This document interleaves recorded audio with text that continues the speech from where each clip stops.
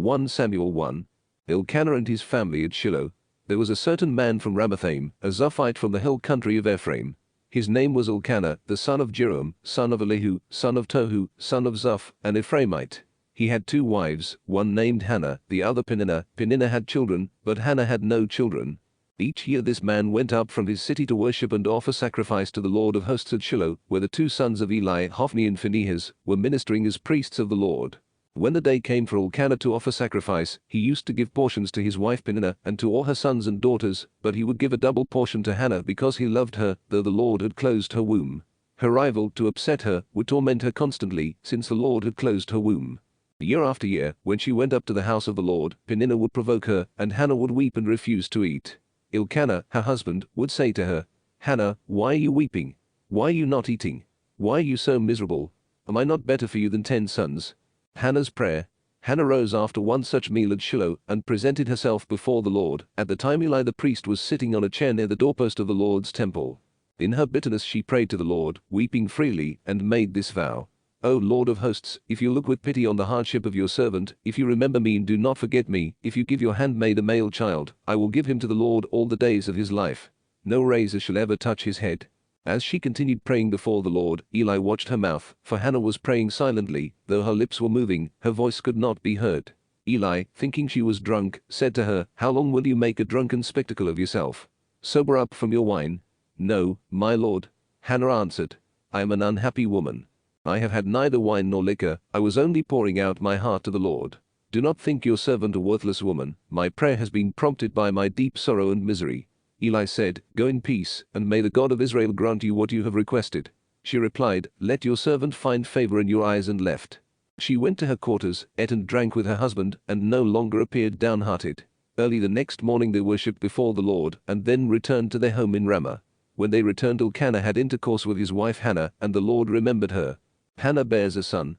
She conceived and, at the end of her pregnancy, bore a son whom she named Samuel, because I asked the Lord for him.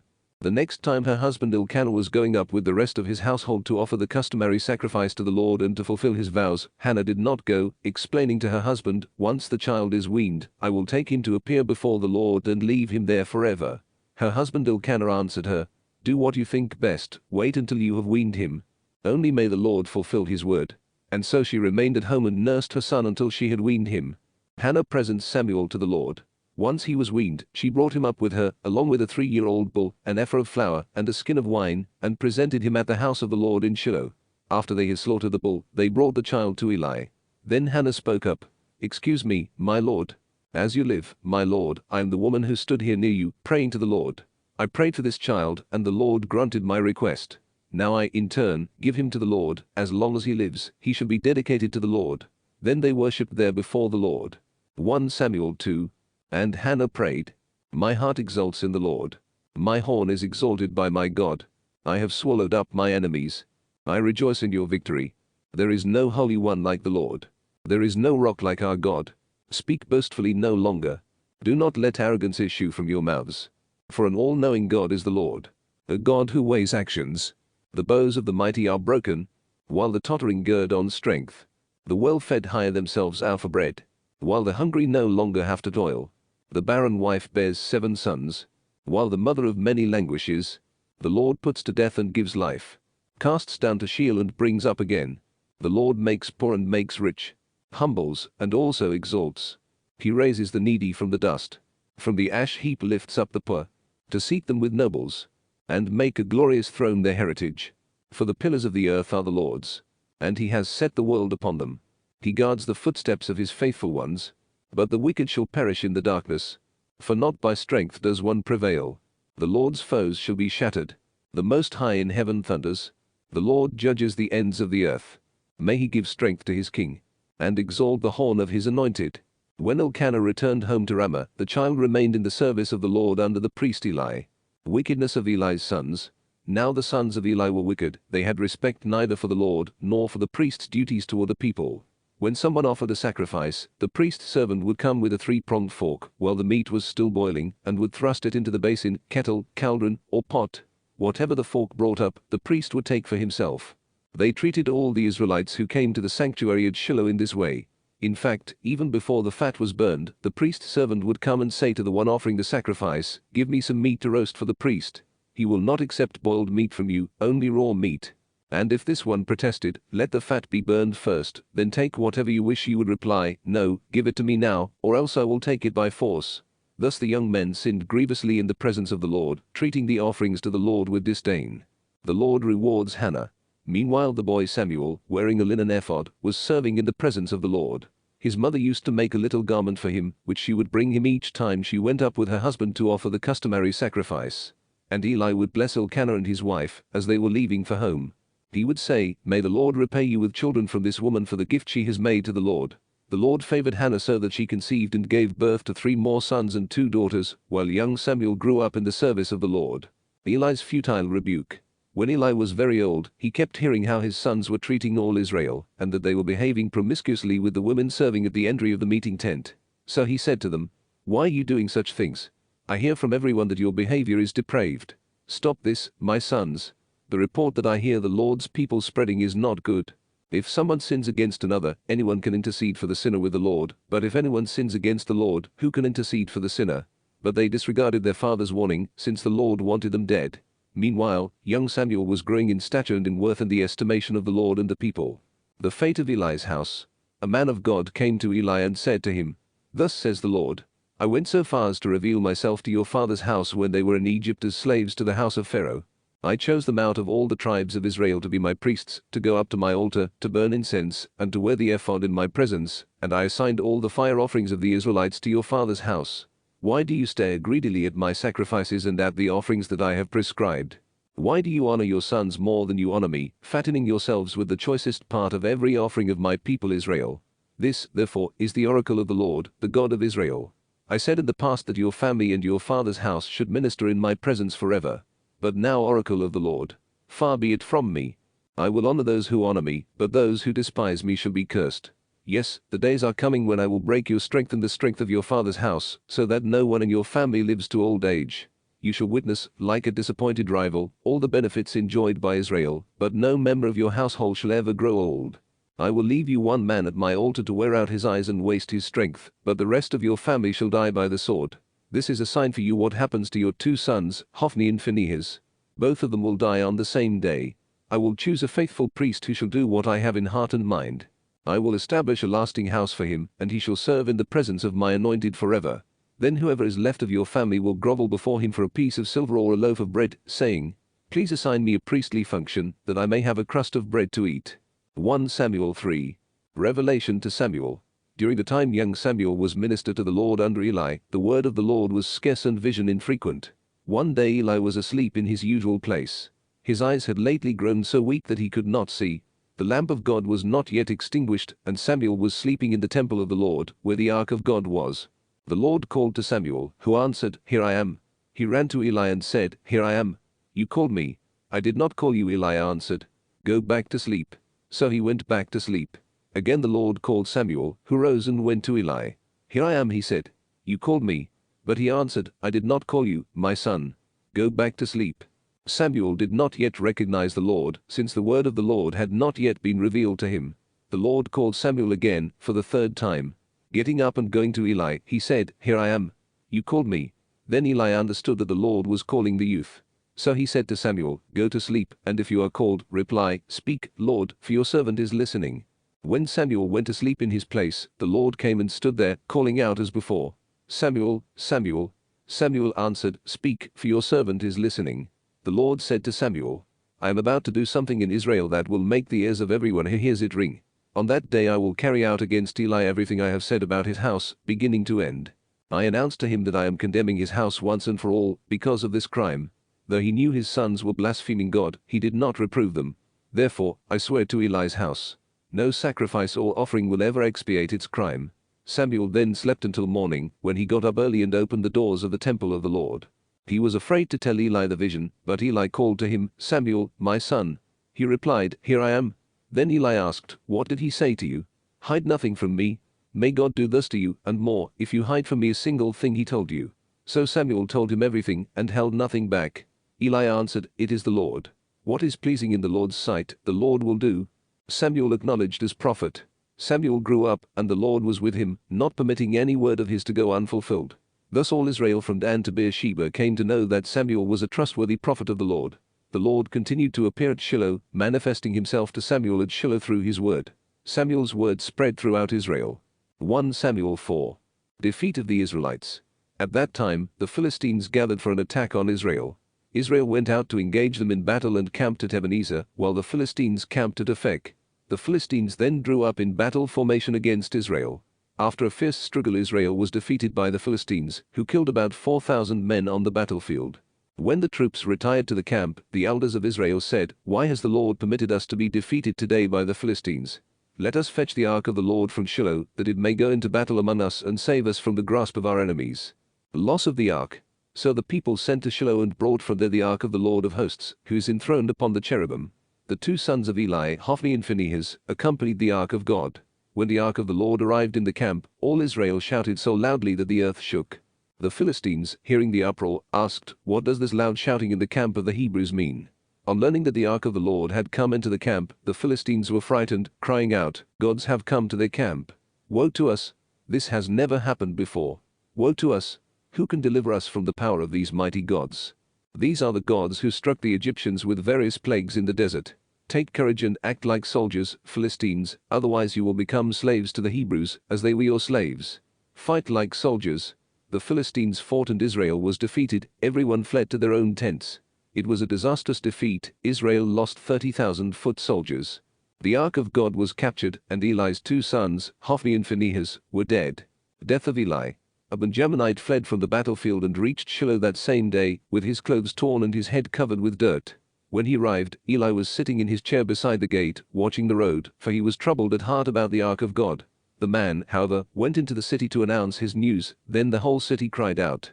When Eli heard the uproar, he wondered why there was such commotion. Just then the man rushed up to inform him. Eli was 98 years old, and his eyes would not focus, so he could not see. The man said to Eli, "I have come from the battlefield, today I fled from there." He asked, "What happened, my son?" And the messenger answered, "Israel fled from the Philistines. In fact, the troops suffered heavy losses. Your two sons, Hophni and Phinehas, are dead, and the ark of God has been captured." At this mention of the ark of God, Eli fell backward from his chair into the gateway. He died of a broken neck, since he was an old man and heavy. He had judged Israel for 40 years. His daughter-in-law, the wife of Phinehas, was pregnant and about to give birth. When she heard the news about the capture of the ark of God and the deaths of her father-in-law and her husband, she crouched down in labor and gave birth. She was about to die when the women standing around her said to her, "Do not be afraid, you have given birth to a son." Yet she neither answered nor paid any attention. She named the child Ichabod, saying, "Gone is the glory from Israel," referring to the capture of the ark of God, and to her father-in-law and her husband. She said, "Gone is the glory from Israel because the ark of God had been captured." 1 Samuel 5. The ark in the temple of Dagon. The Philistines, having captured the ark of God, transferred it from Ebenezer to Ashdod. They then took the ark of God and brought it into the temple of Dagon, placing it beside Dagon. When the people of Ashdod rose early the next morning, Dagon was lying face down on the ground before the ark of the Lord. So they picked Dagon up and put him back in his place. But early the next morning, when they rose, Dagon lay face down on the ground before the ark of the Lord, his head and hands broken off and lying on the threshold, his trunk alone intact. For this reason, neither the priests of Dagon nor any others who enter the temple of Dagon tread on the threshold of Dagon in Ashdod to this very day. The ark is carried about. Now the hand of the Lord weighed heavily on the people of Ashdod, ravaging them and afflicting the city and its vicinity with tumors. On seeing how matters stood, the people of Ashdod decided, "The ark of the God of Israel must not remain with us, for his hand weighs heavily on us and Dagon our God." So they summoned all the Philistine leaders and inquired of them, "What shall we do with the ark of the God of Israel?" The people of Gath replied, "Let them move the ark of the God of Israel to us." So they moved the ark of the God of Israel to Gath.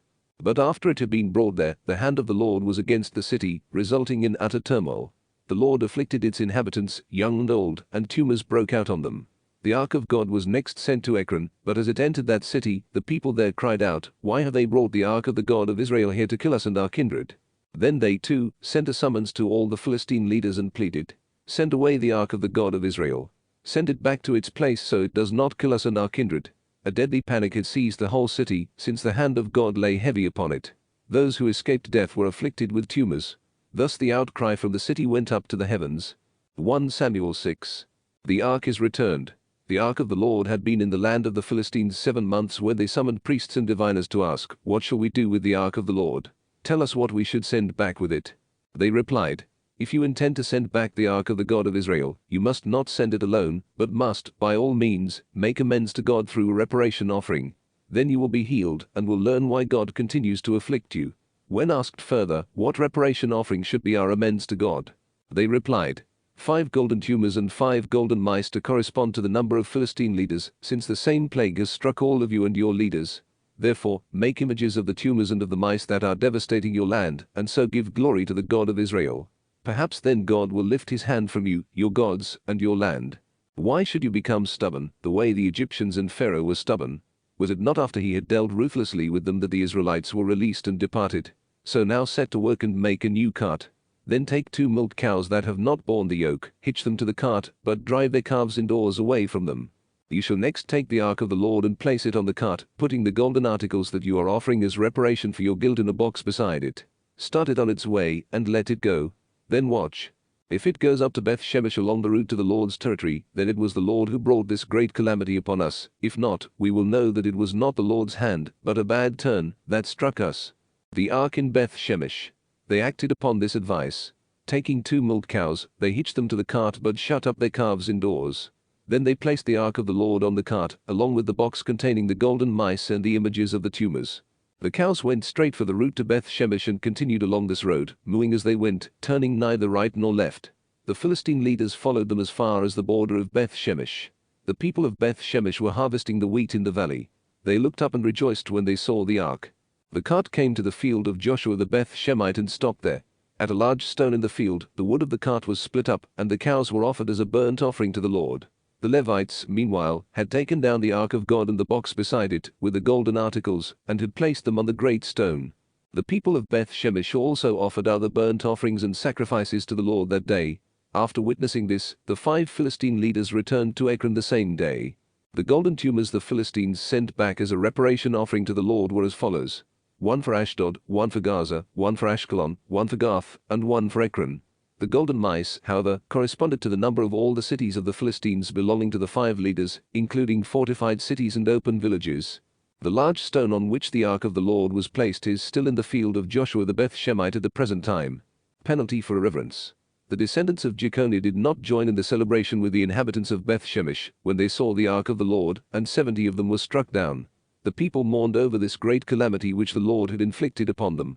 The men of Beth Shemesh asked, "Who can stand in the presence of the Lord, this holy God? To whom can the ark go so that we are rid of it?" They then sent messengers to the inhabitants of Kiriath Jearim, saying, "The Philistines have returned the ark of the Lord, come down and get it." 1 Samuel 7. So the inhabitants of Kiriath Jearim came for the ark of the Lord, and brought it into the house of Abinadab on the hill, appointing his son Eleazar as guardian of the ark of the Lord. Samuel the judge. From the day the ark came to rest in Kiriath Jearim, a long time, 20 years, elapsed, and the whole house of Israel turned to the Lord. Then Samuel addressed the whole house of Israel. "If you would return to the Lord with your whole heart, remove your foreign gods and your Astartes, fix your hearts on the Lord, and serve him alone, then the Lord will deliver you from the hand of the Philistines." So the Israelites removed their Baals and Astartes, and served the Lord alone. Samuel then gave orders, "Gather all Israel to Mizpah, that I may pray to the Lord for you." When they had gathered at Mizpah, they drew water and poured it out on the ground before the Lord, and they fasted that day, saying, "We have sinned against the Lord." It was at Mizpah that Samuel began to judge the Israelites. Rout of the Philistines. When the Philistines heard that the Israelites had gathered at Mizpah, their leaders went up against Israel. Hearing this, the Israelites became afraid of the Philistines and appealed to Samuel, "Do not stop crying out to the Lord our God for us, to save us from the hand of the Philistines." Samuel therefore took an unweaned lamb and offered it whole as a burnt offering to the Lord. He cried out to the Lord for Israel, and the Lord answered him. While Samuel was sacrificing the burnt offering, the Philistines drew near for battle with Israel.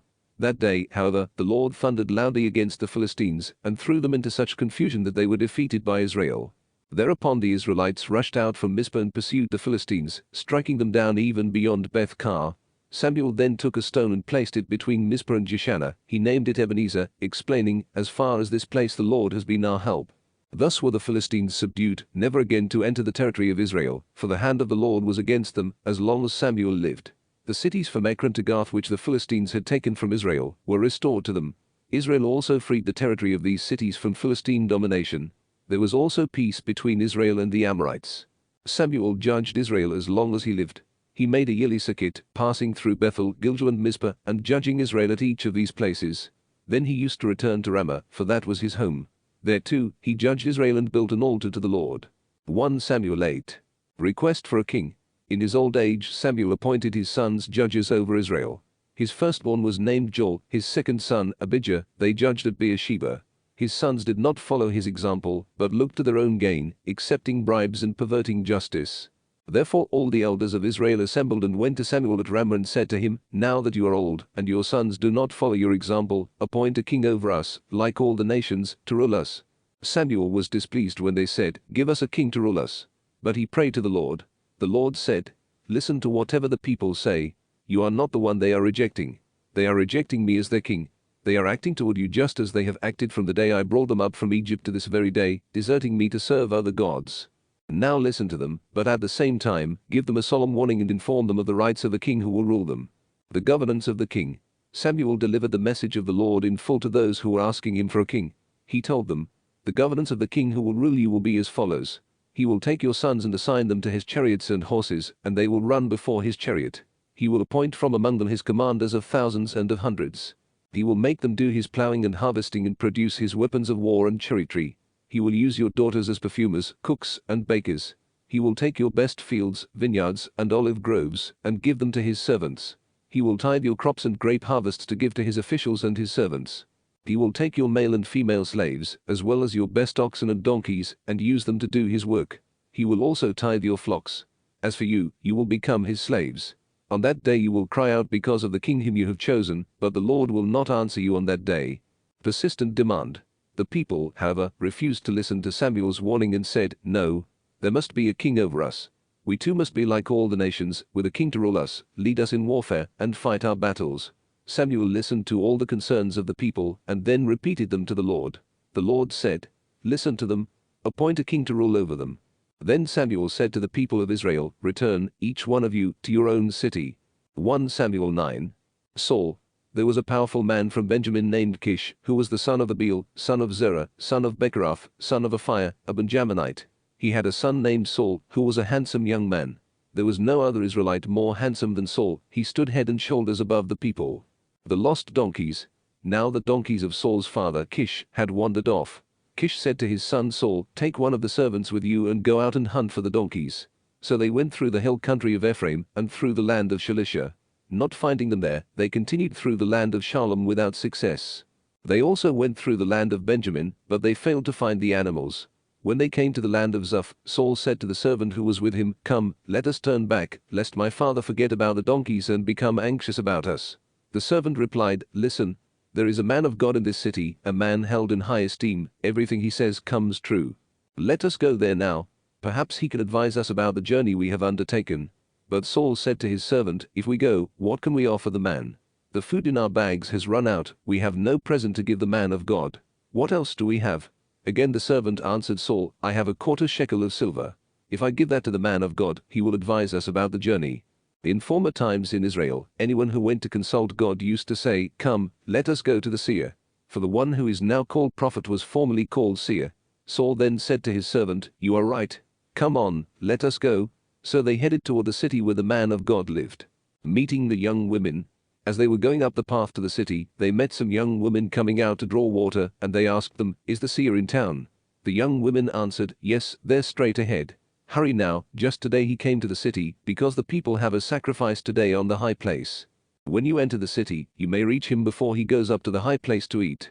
The people will not eat until he arrives, only after he blesses the sacrifice will the invited guests eat. Go up immediately, for you should find him right now. Saul meets Samuel. So they went up to the city. As they entered it, there was Samuel coming toward them on his way to the high place. The day before Saul's arrival, the Lord had revealed to Samuel, At this time tomorrow I will send you a man from the land of Benjamin whom you are to anoint as ruler of my people Israel. He shall save my people from the hand of the Philistines. I have looked upon my people, their cry has come to me. When Samuel caught sight of Saul, the Lord assured him, This is the man I told you about, he shall govern my people. Saul met Samuel in the gateway and said, Please tell me where the seer lives. Samuel answered Saul, I am the seer. Go up ahead of me to the high place and eat with me today. In the morning, before letting you go, I will tell you everything on your mind. As for your donkeys that were lost 3 days ago, do not worry about them, for they have been found. Whom should Israel want if not you and your father's family? Saul replied, Am I not a Benjaminite, from the smallest of the tribes of Israel, and is not my clan the least among the clans of the tribe of Benjamin? Why say such things to me? The meal. Samuel then took Saul and his servant and brought them into the room. He seated them at the head of the guests, of whom there were about 30. He said to the cook, Bring the portion I gave you and told you to put aside. So the cook took up the leg and what went with it, and placed it before Saul. Samuel said, This is a reserved portion that is set before you. Eat, for it was kept for you until this time. I explained that I was inviting some guests. Thus Saul dined with Samuel that day. When they came down from the high place into the city, a mattress was spread for Saul on the roof, and he slept there. Saul's anointing. At daybreak Samuel called to Saul on the roof, Get up, and I will send you on your way. Saul got up, and he and Samuel went outside the city together.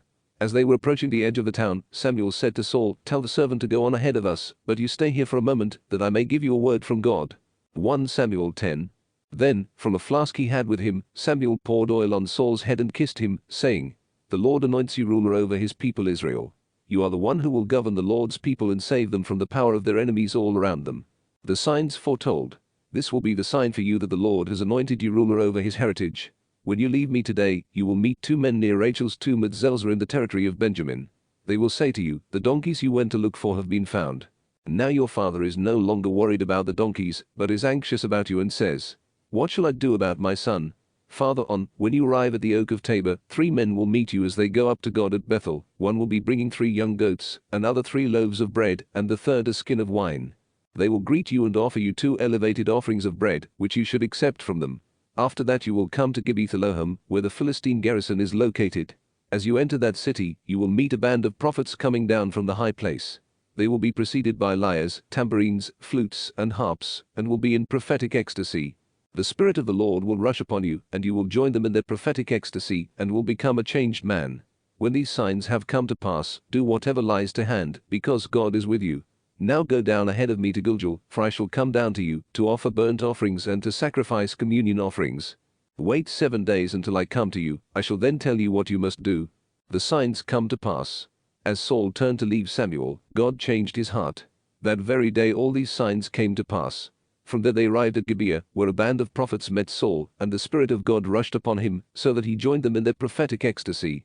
When all who had known him previously saw him in a prophetic state among the prophets, they said to one another, What has happened to the son of Kish? Is Saul also among the prophets? And someone from that district responded, And who is their father? Thus the saying arose, Is Saul also among the prophets? When he came out of the prophetic ecstasy, he went home. Silence about the kingship. Saul's uncle asked him and his servant, Where have you been? Saul replied, Looking for the donkeys. When we could not find them, we went to Samuel. Saul's uncle said, Tell me, then, what Samuel said to you. Saul said to his uncle, He assured us that the donkeys had been found. But Saul told him nothing about what Samuel had said about the kingship. Saul chosen king. Samuel called the people together to the Lord at Mizpah and addressed the Israelites. Thus says the Lord, the God of Israel.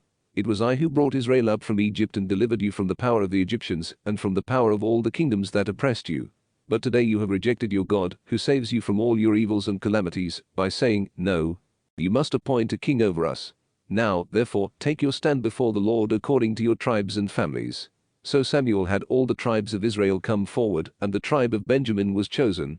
Next he had the tribe of Benjamin come forward by clans, and the clan of NABRE was chosen, and finally Saul, son of Kish, was chosen. But when they went to look for him, he was nowhere to be found. Again they consulted the Lord, Is there still someone else to come forward? The Lord answered, He is hiding among the baggage. They ran to bring him from there. When he took his place among the people, he stood head and shoulders above all the people. Then Samuel addressed all the people, Do you see the man whom the Lord has chosen? There is no one like him among all the people. Then all the people shouted out, Long live the king. Samuel next explained to the people the rules of the monarchy, wrote them in a book, and placed them before the presence of the Lord. Samuel then sent the people back to their own homes. Saul also went home to Gibeah, accompanied by warriors whose hearts the Lord had touched.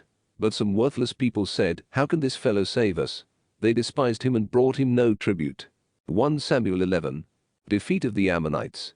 About a month later, Nahash the Ammonite went up and besieged Jabesh-Gilead. All the people of Jabesh begged Nahash, Make a treaty with us, and we will serve you. But Nahash the Ammonite replied, "This is my condition for making a treaty with you. I will gouge out the right eye of every man, and thus bring shame on all Israel." The elders of Jabesh said to him, "Give us 7 days to send messengers throughout the territory of Israel. If there is no one to save us, we will surrender to you." When the messengers arrived at Gibeah of Saul and reported the news in the people's hearing, they all wept aloud. Just then Saul came in from the field, behind his oxen. "Why are the people weeping?" he asked.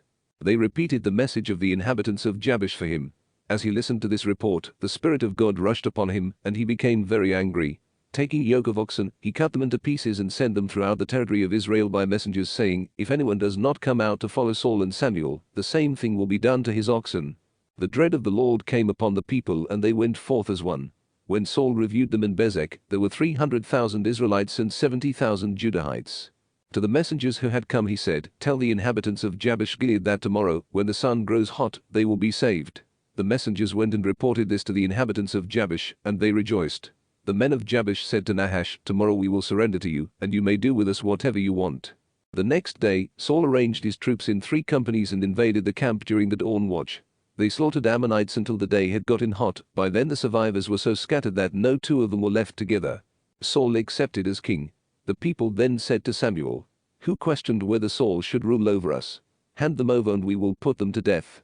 But Saul objected, "No one will be put to death this day, for today the Lord has rescued Israel." Samuel said to the people, "Come, let us go to Gilgal to renew the kingship there." So all the people went to Gilgal, and there they made Saul king in the Lord's presence. They also sacrificed communion offerings there before the Lord, and Saul and all the Israelites rejoiced greatly. 1 Samuel 12. Samuel's integrity. Samuel addressed all Israel. "I have granted your request in every respect," he said.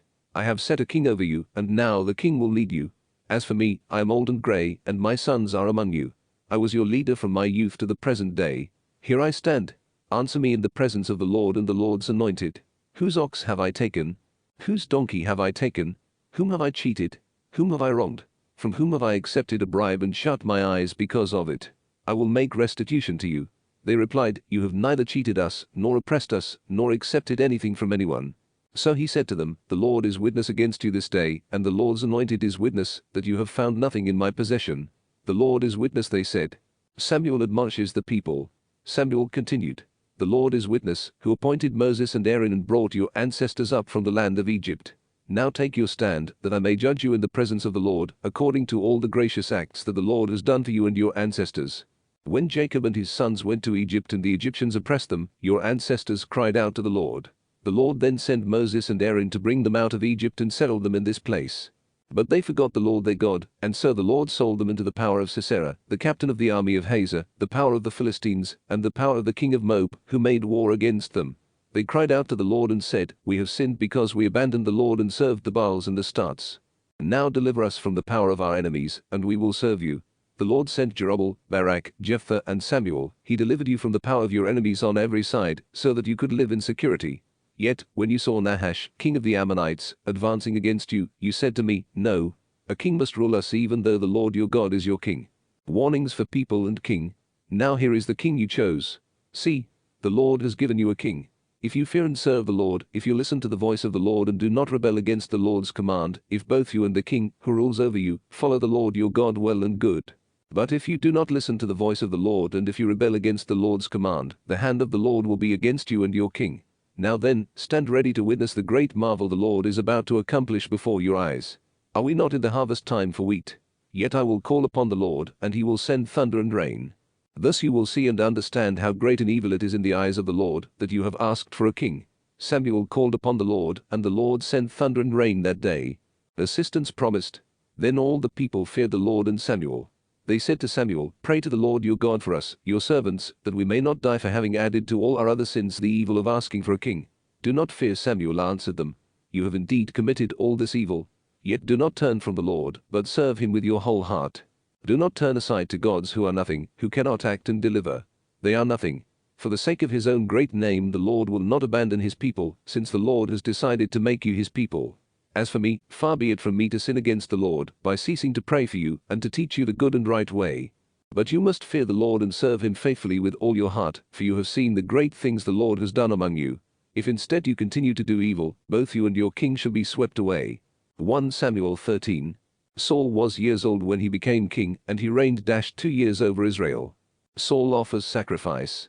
Saul chose 3,000 of Israel, of whom 2,000 remained with him in Michmash and in the hill country of Bethel, and 1,000 were with Jonathan in Gibeah of Benjamin.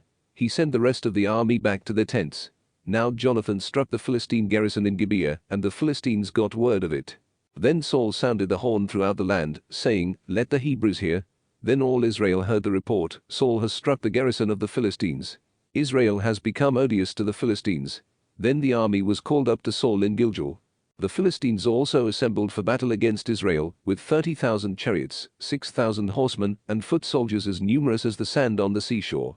They came up and encamped in Michmash, east of Beth Aven. When the soldiers saw they were in danger because the army was hard-pressed, they hid themselves in caves, thickets, rocks, caverns, and cisterns. Other Hebrews crossed the Jordan into the land of Gad and Gilead. Saul, however, held out in Gilgal, all his army trembling in fear behind him. He waited 7 days, until the appointed time Samuel had set, but Samuel did not come, and the army deserted Saul. He then said, "Bring me the burnt offering and communion offerings." Then he sacrificed the burnt offering. King Saul reproved. As he finished sacrificing the burnt offering, there came Samuel. So Saul went out toward him in order to greet him. Samuel asked him, "What have you done?" Saul explained, "When I saw that the army was deserting me and you did not come on the appointed day, and that the Philistines were assembling at Michmash, I said to myself, now the Philistines will come down against me at Gilgal, and I have not yet sought the Lord's blessing. So I thought I should sacrifice the burnt offering." Samuel replied to Saul, "You have acted foolishly. Had you kept the command the Lord your God gave you, the Lord would now establish your kingship in Israel forever, but now your kingship shall not endure. The Lord has sought out a man after his own heart to appoint as ruler over his people, because you did not observe what the Lord commanded you." Philistine invasion.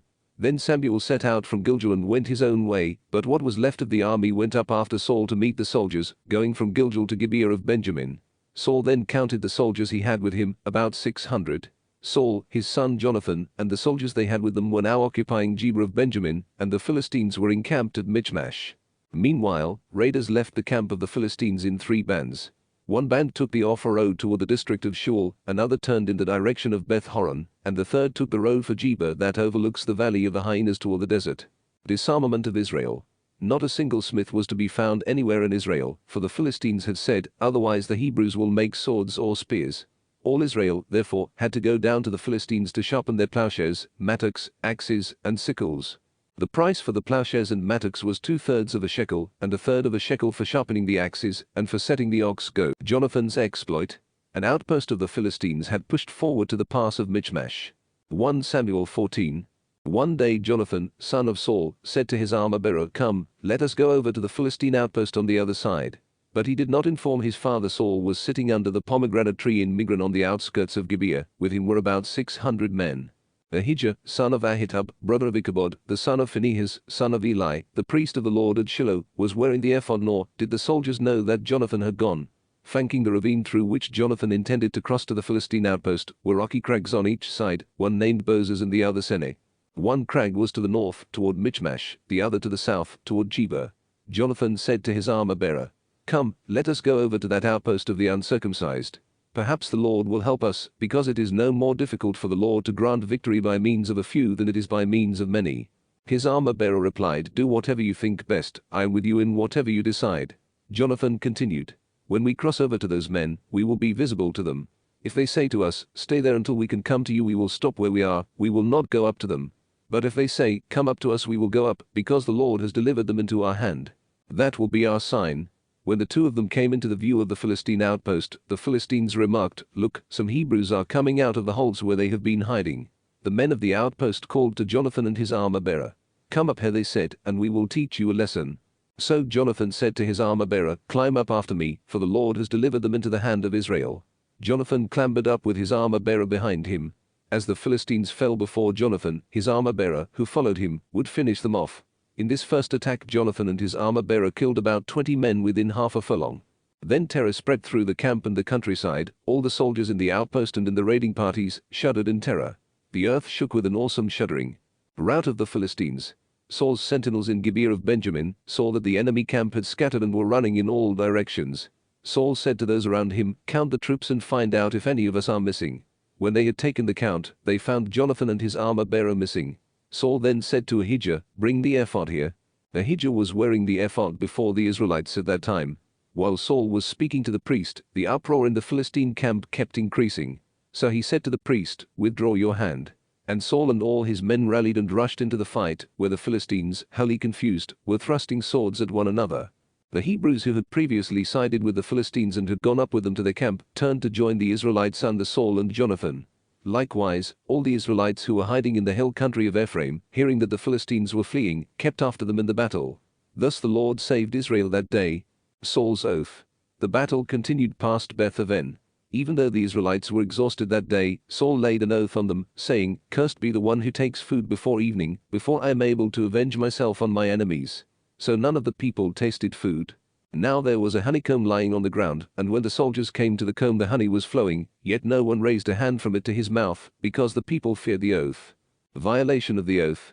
Jonathan, who had not heard that his father had put the people under oath, thrust out the end of the staff he was holding and dipped it into the honeycomb. Then he raised it to his mouth and his eyes brightened. At this, one of the soldiers spoke up. "Your father put the people under a strict oath, saying, 'Cursed be the one who takes food today.' As a result the people are weakened." Jonathan replied, "My father brings trouble to the land. Look how bright my eyes are because I had this little taste of honey. What is more, if the army had eaten freely of the enemy's plunder when they came across it today, surely the slaughter of the Philistines would have been the greater by now." Consuming the blood. After the Philistines were routed that day from Michmash to Ajalon, the people were completely exhausted. So the army pounced upon the plunder and took sheep, oxen, and calves, slaughtering them on the ground, and eating the meat with the blood in it.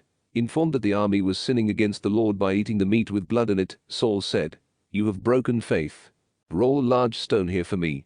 He continued, "Mingle with the people and tell each of them, 'Bring an ox or sheep to me. Slaughter them here and then eat. But you must not sin against the Lord by eating meat with blood in it.'" So that night they all brought whatever oxen they had seized, and they slaughtered them there, and Saul built an altar to the Lord. This was the first time he built an altar to the Lord. Jonathan in danger of death. Then Saul said, "Let us go down in pursuit of the Philistines by night, to plunder them until daybreak and leave no one alive." They replied, "Do what you think best."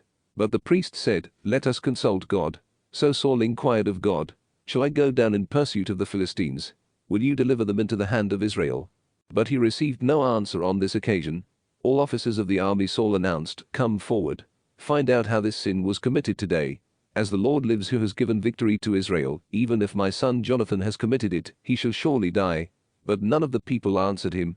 So he said to all Israel, "Stand on one side, and my son Jonathan and I will stand on the other." The people responded, "Do what you think best." And Saul said to the Lord, the God of Israel, "Why did you not answer your servant this time?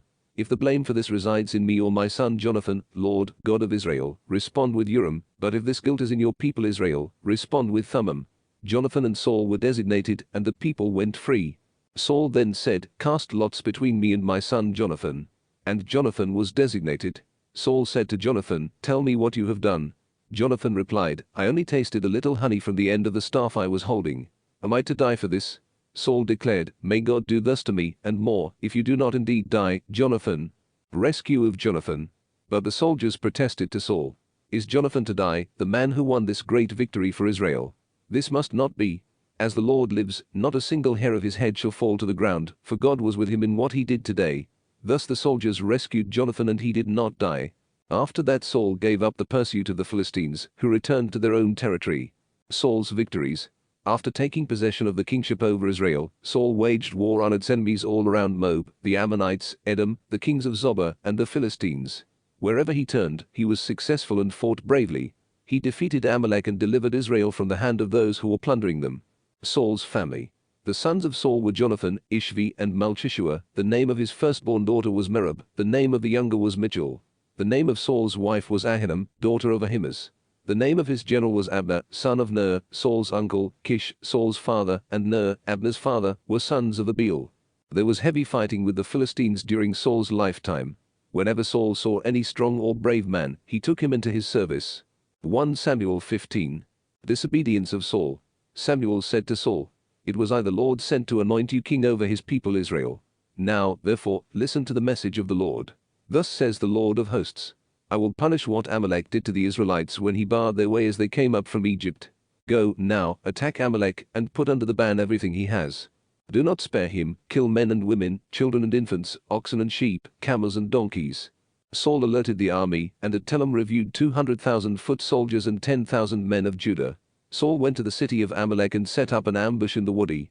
He warned the Kenites, "Leave Amalek, turn aside and come down, so I will not have to destroy you with them, for you were loyal to the Israelites when they came up from Egypt." After the Kenites left, Saul routed Amalek from Havilah to the approaches of Shur, on the frontier of Egypt. He took Agag, king of Amalek, alive, but the rest of the people he destroyed by the sword, putting them under the ban. He and his troops spared Agag and the best of the fat sheep and oxen, and the lambs. They refused to put under the ban anything that was worthwhile, destroying only what was worthless and of no account. Samuel rebukes Saul. Then the word of the Lord came to Samuel. "I regret having made Saul king, for he has turned from me and has not kept my command." At this Samuel grew angry and cried out to the Lord all night. Early in the morning he went to meet Saul, but was informed that Saul had gone to Carmel, where he set up a monument in his own honor, and that on his return he had gone down to Gilgal. When Samuel came to him, Saul greeted him. "The Lord bless you. I have kept the command of the Lord." But Samuel asked, "What, then, is this bleating of sheep that comes to my ears, the lowing of oxen that I hear?" Saul replied, "They were brought from Amalek. The people spared the best sheep and oxen to sacrifice to the Lord, your God, but the rest we destroyed, putting them under the ban." Samuel said to Saul, "Stop.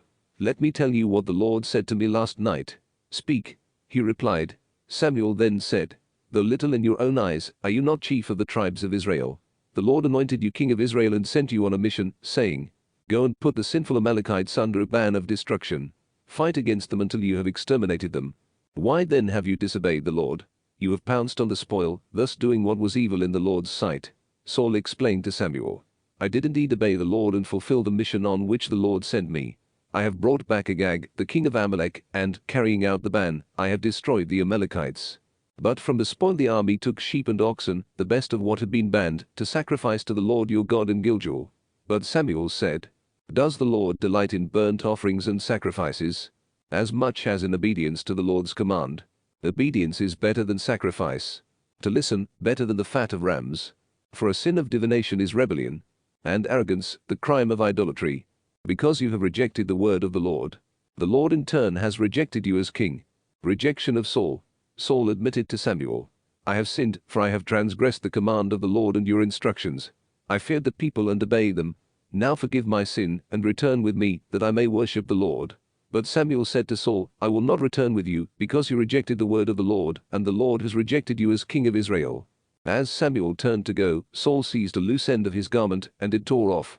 So Samuel said to him, "The Lord has torn the kingdom of Israel from you this day, and has given it to a neighbor of yours, who is better than you. The glory of Israel neither deceives nor repents, for he is not a mortal who repents."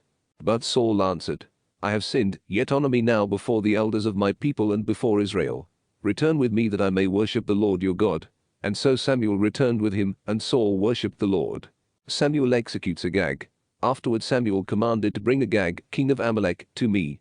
Agag came to him struggling and saying, "So it is bitter death." And Samuel said, "As your sword has made women childless, so shall your mother be childless among women." Then he cut Agag to pieces before the Lord in Gilgal. Samuel departed for Ramah, while Saul went up to his home in Gibeah of Saul. Never again, as long as he lived, did Samuel see Saul. Yet he grieved over Saul, because the Lord repented that he had made him king of Israel. 1 Samuel 16. Samuel is sent to Bethlehem. The Lord said to Samuel, "How long will you grieve for Saul, whom I have rejected as king of Israel? Fill your horn with oil, and be on your way. I am sending you to Jesse of Bethlehem, for from among his sons I have decided on a king." But Samuel replied, "How can I go? Saul will hear of it and kill me." To this the Lord answered, "Take a heifer along and say, I have come to sacrifice to the Lord. Invite Jesse to the sacrifice, and I myself will tell you what to do. You are to anoint for me the one I point out to you." Samuel anoints David. Samuel did as the Lord had commanded him. When he entered Bethlehem, the elders of the city came trembling to meet him and asked, "Is your visit peaceful, O seer?" He replied, "Yes. I have come to sacrifice to the Lord. So purify yourselves and celebrate with me today." He also had Jesse and his sons purify themselves and invited them to the sacrifice. As they came, he looked at Eliab and thought, "Surely the anointed is here before the Lord." But the Lord said to Samuel, "Do not judge from his appearance or from his lofty stature, because I have rejected him. God does not see as a mortal, who sees the appearance. The Lord looks into the heart." Then Jesse called Abinadab and presented him before Samuel, who said, "The Lord has not chosen him." Next Jesse presented Shammah, but Samuel said, "The Lord has not chosen this one either." In the same way Jesse presented 7 sons before Samuel, but Samuel said to Jesse, "The Lord has not chosen any one of these." Then Samuel asked Jesse, "Are these all the sons you have?" Jesse replied, "There is still the youngest, but he is tending the sheep." Samuel said to Jesse, "Send for him, we will not sit down to eat until he arrives here." Jesse had the young man brought to them. He was ruddy, a youth with beautiful eyes, and good looking. The Lord said, "They anoint him, for this is the one." Then Samuel, with a horn of oil in hand, anointed him in the midst of his brothers, and from that day on, the Spirit of the Lord rushed upon David. Then Samuel set out for Ramah. David wins Saul's approval. The Spirit of the Lord had departed from Saul, and he was tormented by an evil spirit from the Lord. So the servants of Saul said to him, "Look, an evil spirit from God is tormenting you. If your lordship will order it, we, your servants here attending to you, will look for a man skilled in playing the harp. When the evil spirit from God comes upon you, he will play and you will feel better." Saul then told his servants, "Find me a good harpist and bring him to me." One of the servants spoke up, "I have observed that a son of Jesse of Bethlehem is a skillful harpist. He is also a brave warrior, an able speaker, and a handsome young man. The Lord is certainly with him." David made armor-bearer. Accordingly, Saul dispatched messengers to ask Jesse to send him his son David, who was with the flock. Then Jesse took 5 loaves of bread, a skin of wine, and a young goat, and sent them to Saul with his son David. Thus David came to Saul and entered his service.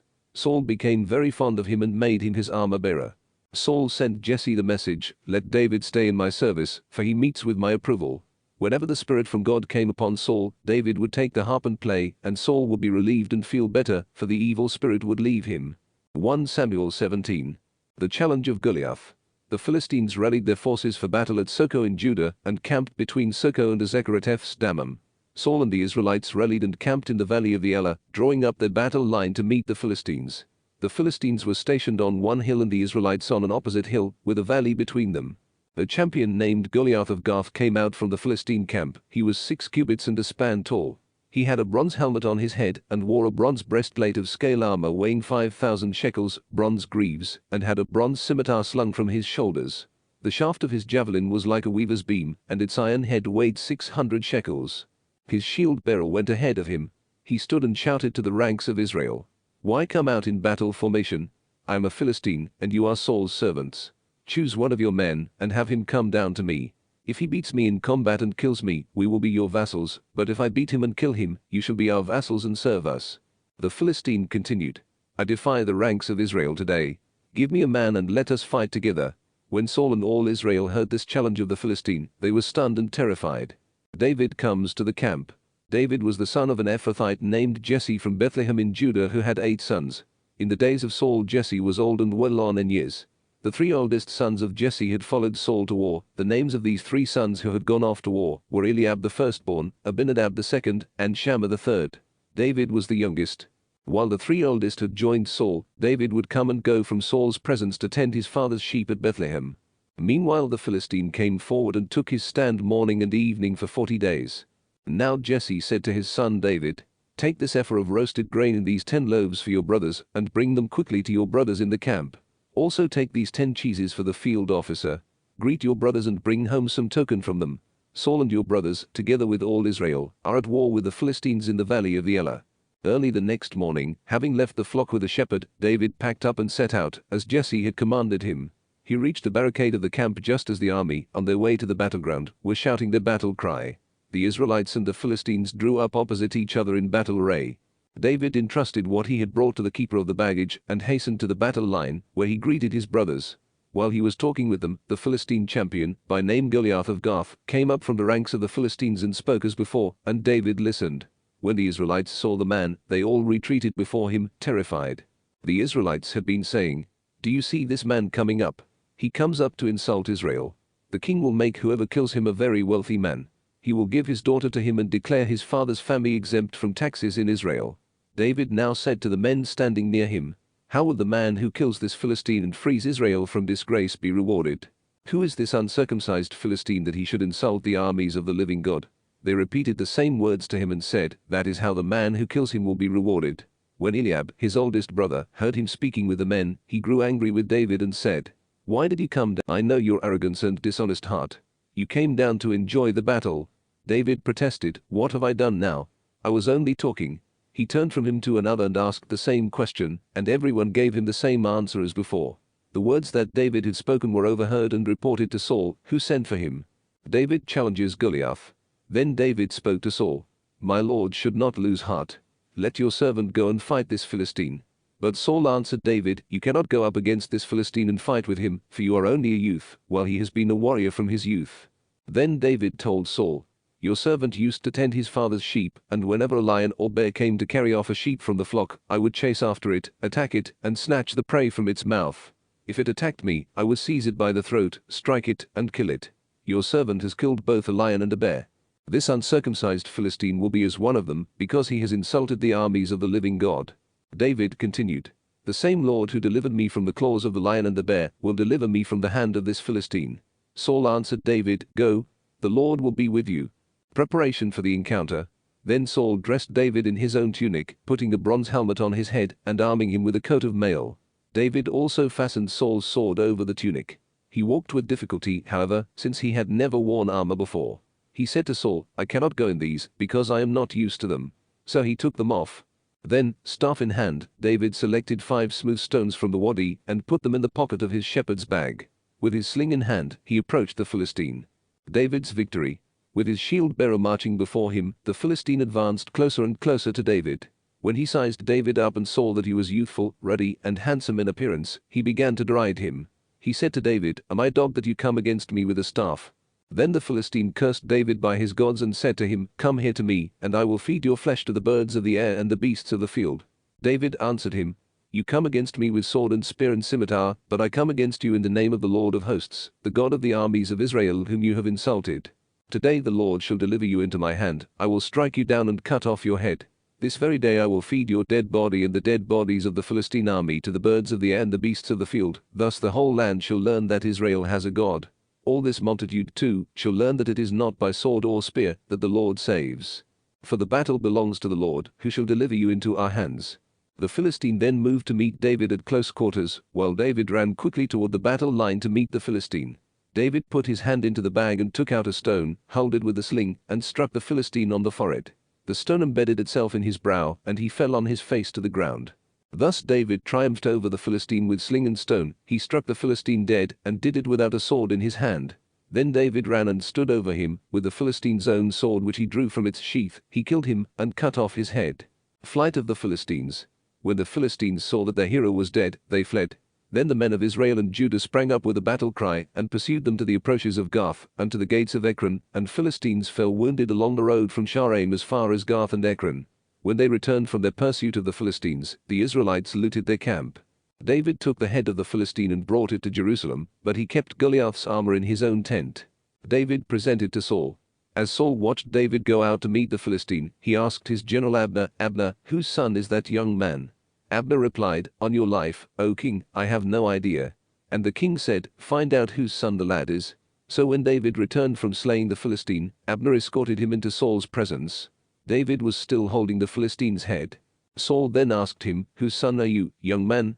David replied, I am the son of your servant Jesse of Bethlehem. 1 Samuel 18. David and Jonathan. By the time David finished speaking with Saul, Jonathan's life became bound up with David's life. He loved him as his very self. Saul retained David on that day and did not allow him to return to his father's house. Jonathan and David made a covenant because Jonathan loved him as his very self. Jonathan took off the cloak he was wearing and handed it over to David, along with his military dress, even his sword, bow, and belt. David then carried out successfully every mission on which Saul sent him. So Saul put him in charge of his soldiers. This met with the approval of the whole army, even Saul's officers. Saul's jealousy. At the approach of Saul and David, on David's return after striking down the Philistine, women came out from all the cities of Israel to meet Saul the king, singing and dancing, with tambourines, joyful songs, and stringed instruments. The women played and sang. Saul has slain his thousands, David his tens of thousands. Saul was very angry and resentful of the song, for he thought, they give David tens of thousands, but only thousands to me. All that remains for him is the kingship. From that day on, Saul kept a jealous eye on David. The next day an evil spirit from God rushed upon Saul, and he raged in his house. David was in attendance, playing the harp as at other times, while Saul was holding his spear. Saul poised the spear, thinking, I will nail David to the wall. But twice David escaped him. Saul then began to fear David because the Lord was with him, but had turned away from Saul. Saul sent him out of his presence and appointed him a field officer. So David led the people on their military expeditions and prospered in all his ways, for the Lord was with him. Seeing how he prospered, Saul feared David. But all Israel and Judah loved David, since he led them on their expeditions. Saul plots against David. Saul said to David, "Look, I will give you my older daughter, Merab, in marriage if you become my warrior, and fight the battles of the Lord." Saul thought, "I will not lay a hand on him.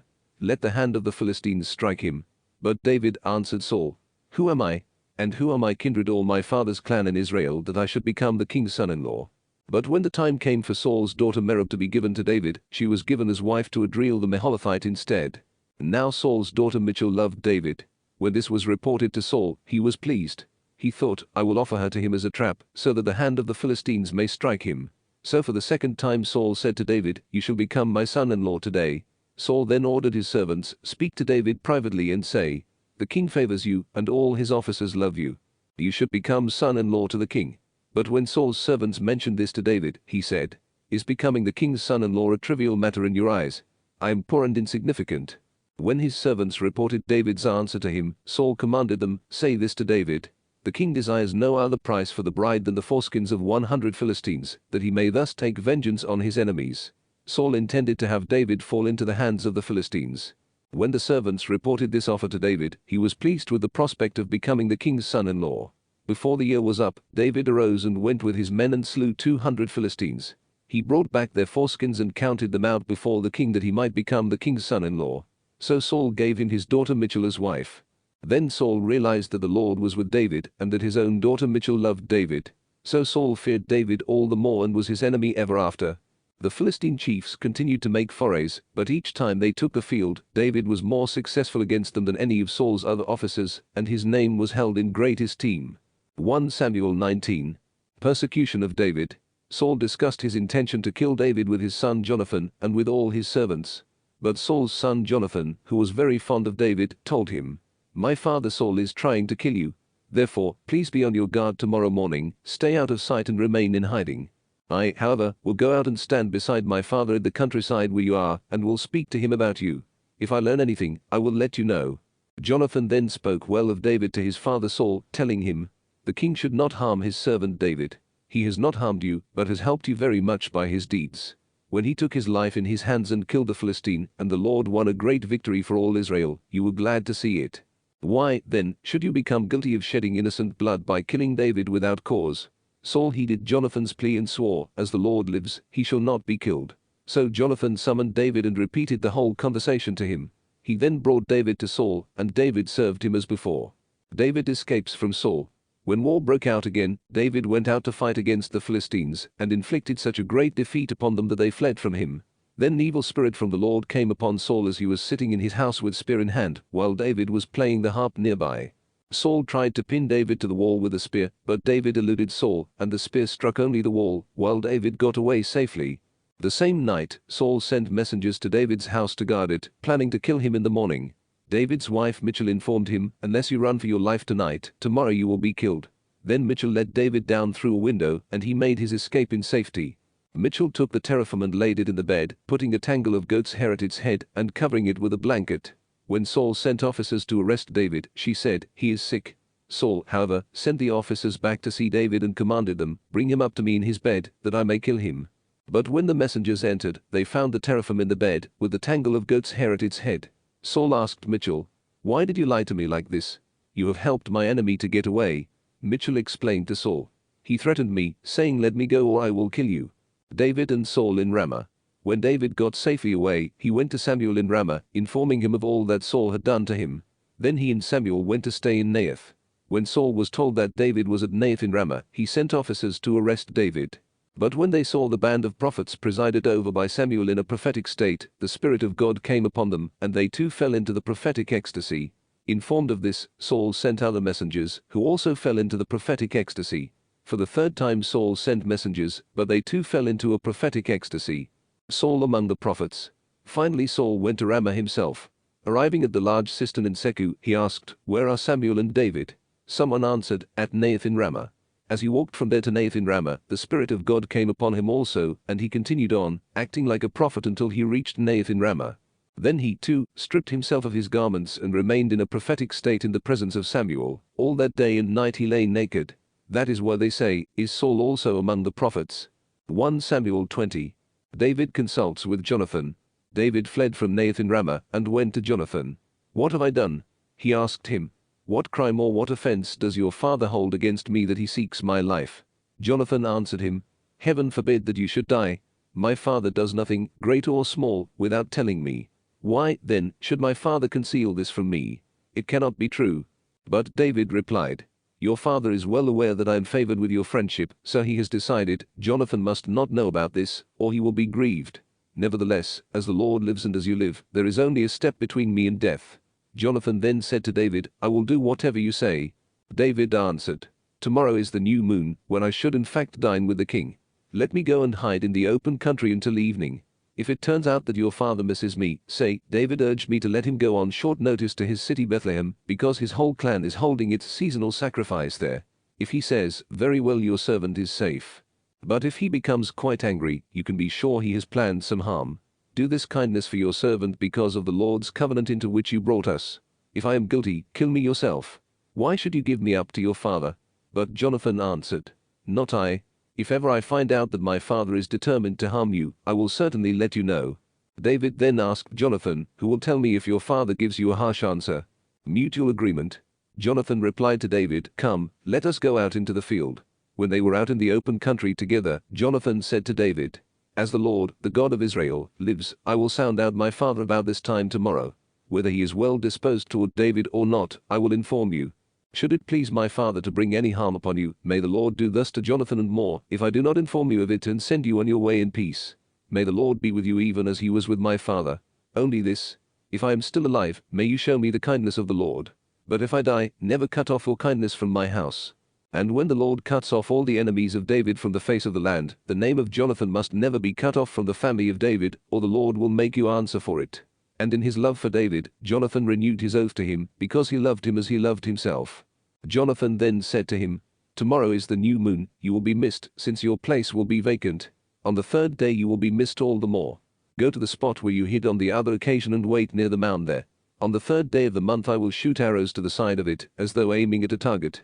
I will then send my attendant to recover the arrows. If in fact I say to him, Look, the arrow is this side of you, pick it up, come, for you are safe. As the Lord lives, there will be nothing to fear. But if I say to the boy, Look, the arrow is beyond you, go, for the Lord sends you away. However, in the matter which you and I have discussed, the Lord shall be between you and me forever. So David hid in the open country. David's absence. On the day of the new moon, when the king sat down at the feast to dine, he took his usual place against the wall. Jonathan sat facing him, while Abner sat at the king's side. David's place was vacant. Saul, however, said nothing that day, for he thought he must have become unclean by accident. On the next day, the second day of the month, David's place was still vacant. So Saul asked his son Jonathan, Why has the son of Jesse not come to table yesterday or today? Jonathan explained to Saul, David pleaded with me to let him go to Bethlehem. Please let me go, he begged, for we are having a clan sacrifice in our city, and my brothers insist on my presence. Now then, if you think well of me, give me leave to visit my brothers. That is why he has not come to the king's table. But Saul grew angry with Jonathan and said to him, Son of a rebellious woman, do I not know that, to your own disgrace and to the disgrace of your mother's nakedness, you are the companion of Jesse's son? For as long as the son of Jesse lives upon the earth, you cannot make good your claim to the kingship. Now send for him, and bring him to me, for he must die. But Jonathan argued with his father Saul. Why should he die? What has he done? At this Saul brandished his spear to strike him, and thus Jonathan learned that his father was determined to kill David. Jonathan sprang up from the table in a rage and ate nothing that second day of the month, because he was grieved on David's account, and because his father had humiliated him. Jonathan's farewell. The next morning Jonathan, accompanied by a young boy, went out into the field for his appointment with David. There he said to the boy, Run and find the arrows. And as the boy ran, he shot an arrow past him. When the boy made for the spot where Jonathan had shot the arrow, Jonathan called after him, The arrow is farther on. Again he called to the boy, Hurry, be quick, don't delay. Jonathan's boy picked up the arrow and brought it to his master. The boy suspected nothing, only Jonathan and David knew what was meant. Then Jonathan gave his weapons to his boy and said to him, Go, take them to the city. When the boy had gone, David rose from beside the mound and fell on his face to the ground 3 times in homage. They kissed each other and wept aloud together. At length Jonathan said to David, "Go in peace, in keeping with what the two of us have sworn by the name of the Lord. The Lord shall be between you and me, and between your offspring and mine forever." 1 Samuel 21. Then David departed on his way, while Jonathan went back into the city. The holy bread. David went to Ahimelech, the priest of Nob, who came trembling to meet him. He asked, "Why are you alone? Is there no one with you?" David answered the priest, "The king gave me a commission and told me, 'Do not let anyone know anything about the business on which I have sent you or the commission I have given you.' For that reason I have arranged a particular meeting place with my men. Now what do you have on hand? Give me 5 loaves, or whatever you can find."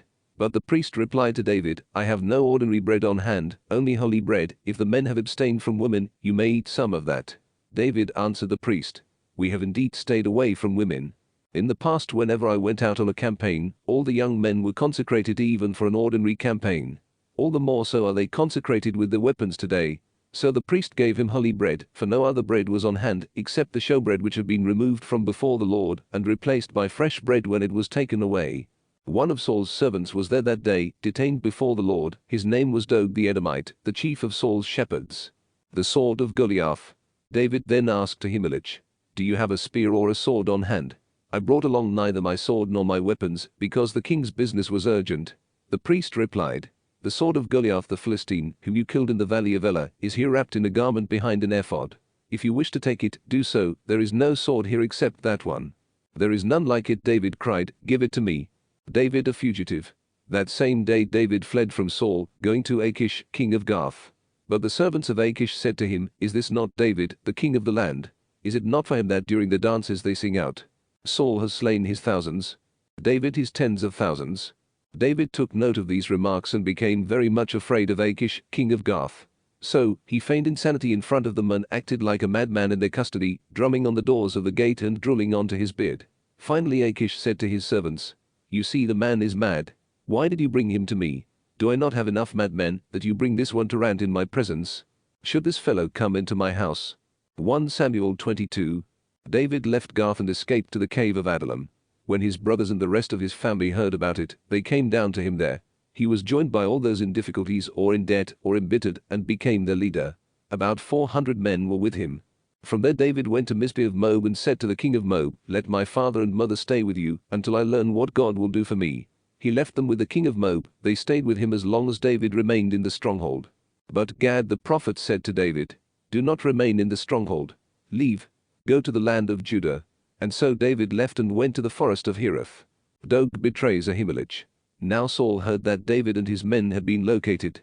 At the time he was sitting in Gibeah under a tamarisk tree on the high place, holding his spear, while all his servants stood by him. So he said to them, "Listen, men of Benjamin. Will the son of Jesse give all of you fields and vineyards? Will he appoint any of you an officer over 1,000 or 100 men? Is that why you have all conspired against me? Why no one told me that my son had made a pact with the son of Jesse? None of you has shown compassion for me by revealing to me that my son has incited my servant to ambush me, as is the case today." Then Doeg the Edomite, who was standing with Saul's officers, spoke up. "I saw the son of Jesse come to Ahimelech, son of Ahitub, in Nob. He consulted the Lord for him, furnished him with provisions, and gave him the sword of Goliath the Philistine." Slaughter of the priests. So the king summoned Ahimelech the priest, son of Ahitub, and all his family, the priests in Nob. They all came to the king. "Listen, son of Ahitub," Saul declared. "Yes, my lord," he replied. Saul questioned him, "Why have you conspired against me with the son of Jesse by giving him food and the sword, and by consulting God for him, that he might rise up against me in ambush, as is the case today?" Ahimelech answered the king, "Who among all your servants is as loyal as David, the king's son-in-law, captain of your bodyguard, and honored in your own house? Is this the first time I have consulted God for him? No, indeed. Let not the king accuse his servant or anyone in my family of such a thing. Your servant knows nothing at all, great or small, about the whole matter." But the king said, "You shall certainly die, Ahimelech, with all your family." The king then commanded his guards standing by him, "Turn and kill the priests of the Lord, for they gave David a hand. They knew he was a fugitive and yet failed to inform me."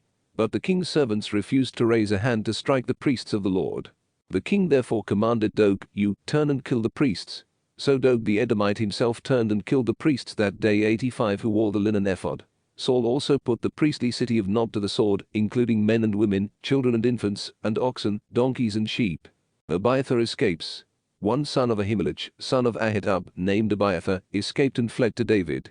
When Abiathar told David that Saul had slain the priests of the Lord, David said to him, I knew that day, when Doeg the Edomite was there, that he would certainly tell Saul, I am responsible for the slaughter of all your family. Stay with me. Do not be afraid, whoever seeks your life must seek my life also. You are under my protection. 1 Samuel 23. Keilah liberated. David was informed that the Philistines were attacking Keilah and plundering the threshing floors. So he consulted the Lord, asking, Shall I go and attack these Philistines? The Lord answered, Go, attack them, and free Keilah. But David's men said to him, Even in Judah we have reason to fear. How much more so if we go to Keilah against the forces of the Philistines? Again David consulted the Lord, who answered, Go down to Keilah, for I will deliver the Philistines into your power. So David went with his men to Keilah and fought against the Philistines.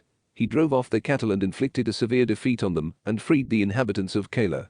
Abiathar, son of Ahimelech, who had fled to David, went down with David to Keilah, taking the ephod with him. Flight from Keilah. When Saul was told that David had entered Keilah, he thought, God has put him in my hand, for he has boxed himself in by entering a city with gates and bars. Saul then called all the army to war, in order to go down to Keilah and besiege David and his men. When David found out that Saul was planning to harm him, he said to the priest Abiathar, Bring the ephod here. Lord God of Israel, David prayed, Your servant has heard that Saul plans to come to Keilah, to destroy the city on my account. Will they hand me over? Will Saul come down as your servant has heard? Lord God of Israel, tell your servant. The Lord answered, He will come down. David then asked, Will the citizens of Keilah deliver me and my men into the hand of Saul? The Lord answered, They will deliver you. So David and his men, about 600 in number, left Keilah and wandered from place to place. When Saul was informed that David had fled from Keilah, he did not go forth. David and Jonathan in Horish. David now lived in the strongholds in the wilderness, or in the barren hill country near Ziph. Though Saul sought him continually, the Lord did not deliver David into his hand. While David was in the wilderness of Ziph at Horish, he was afraid that Saul had come out to seek his life. Then Saul's son, Jonathan, came down to David at Horish and encouraged him in the Lord. He said to him, Have no fear, my father Saul shall not lay a hand to you. You shall be king of Israel and I shall be second to you. Even my father Saul knows this. The two of them made a covenant before the Lord in Horish, where David remained, while Jonathan returned to his home. Treachery of the Ziphites. Some of the Ziphites went up to Saul in Gibeah and said, David is hiding among us in the strongholds at Horish on the hill of Hachilah, south of Jeshimon. Therefore, whenever the king wishes to come down, let him do so. It will be our task to deliver him into the king's hand. Saul replied, The Lord bless you for your compassion toward me. Go now and make sure once more. Take note of the place where he sets foot, for I am told that he is very cunning.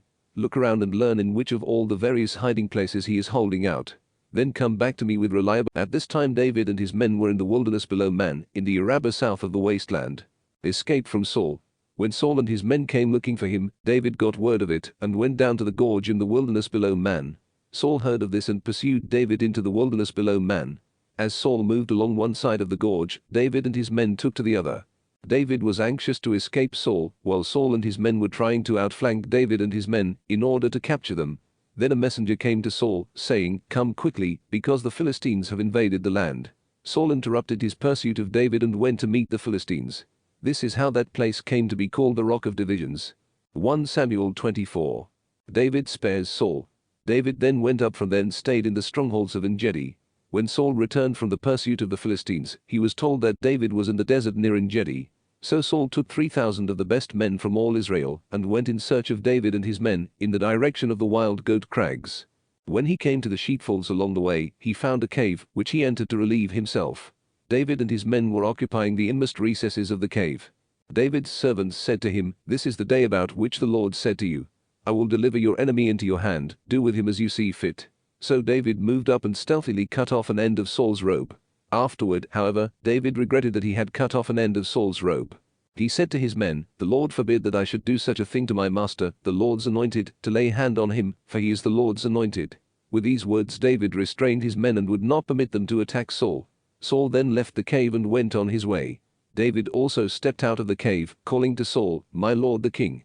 When Saul looked back, David bowed his face to the ground in homage, and asked Saul, Why do you listen to those who say, David is trying to harm you? You see for yourself today that the Lord just now delivered you into my hand in the cave. I was told to kill you, but I took pity on you instead. I decided, I will not raise a hand against my master, for he is the Lord's anointed. Look here, my father. See the end of your robe which I hold. I cut off an end of your robe and did not kill you. Now see and be convinced that I planned no harm and no rebellion. I have done you no wrong, that you are hunting me down to take my life. May the Lord judge between me and you. May the Lord, as the old proverb says, from the wicked comes wickedness. Thus I will not lay a hand on you. What is the king of Israel attacking? What are you pursuing? A dead dog? A single flea? The Lord will be the judge to decide between us. May the Lord see this, defend my cause, and give me justice against you. Saul's remorse. When David finished saying these things to Saul, Saul answered, Is that your voice, my son David? And he wept freely. Saul then admitted to David, You are more in the right than I am. You have treated me graciously, while I have treated you badly. You have declared this day how you treated me graciously. The Lord delivered me into your hand and you did not kill me. For if someone comes upon an enemy, do they send them graciously on their way? So may the Lord reward you graciously for what you have done this day. And now, since I know that you will certainly become king and that the kingship over Israel shall come into your possession, swear to me by the Lord that you will not cut off my descendants, and that you will not blot out my name from my father's house. David gave Saul his oath, and Saul returned home, while David and his men went up to the stronghold. 1 Samuel 25. Death of Samuel. Samuel died, and all Israel gathered to mourn him. They buried him at his home in Ramah. Then David went down to the wilderness of Paran. Nabal and Abigail. There was a man of Man who had property in Carmel. He was very wealthy, owning 3,000 sheep and 1,000 goats. At the time, he was present for the shearing of his flock in Carmel. The man's name was Nabal and his wife was Abigail. The woman was intelligent and attractive, but Nabal, a Calebite, was harsh and bad-mannered. While in the wilderness, David heard that Nabal was shearing his flock, so he sent 10 young men, instructing them, Go up to Carmel, pay Nabal a visit and greet him in my name. Say to him, Peace be with you, my brother, and with your family, and with all who belong to you. I have just heard that shearers are with you. Now, when your shepherds were with us, we did them no injury, neither did they miss anything while they were in Carmel. Ask your servants and they will tell you. Look kindly on these young men, since we come at a festival time. Please give your servants and your son David whatever you can. When David's young men arrived, they delivered the entire message to Nabal in David's name, and then waited. But Nabal answered the servants of David, Who is David? Who is the son of Jesse? Nowadays there are many servants who run away from their masters. Must I take my bread, my wine, my meat that I have slaughtered for my own shearers, and give them to men who come from who knows where? So David's young men retraced their steps and on their return reported to him all that had been said. Thereupon David said to his men, Let everyone strap on his sword. And everyone did so, and David put on his own sword. About 400 men went up after David, while 200 remained with the baggage. Abigail, Nabal's wife, was informed of this by one of the servants, who said, From the wilderness David sent messengers to greet our master, but he screamed at them. Yet these men were very good to us.